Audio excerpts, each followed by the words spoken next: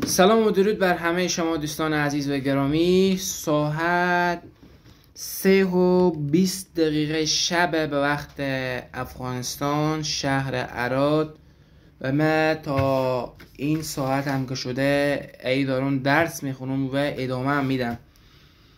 خیلی ها شاید بگوین تو مثال نمیفهمی یا غلط میکنی درس میخونی.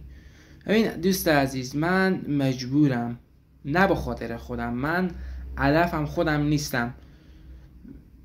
امروز در کشورم خیلی مصیبت ها، خیلی بلاها افتیده و امروز کشورم خیلی بیارزش شده در نزد جهانیان و من مجبورم که پس اون ارزشه که 50 سال پیش داشت پس دوباره پس بیارم به این خاک، به این مملکت.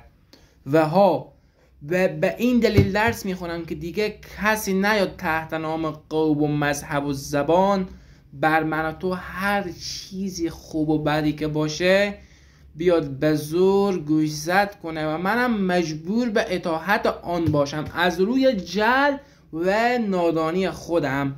من خودم روشن میکنم تا فردا دست تو رو بگیرم و تو هم مجبور و مکلفی که خود را روشن بسازی از نور علم، چون علم بر تاریکی ها ای داره غلبه میکنه و تو هم با خدا مجبوری، مکلفی تا علم بیاموزی و به دیگران بیاموزانی.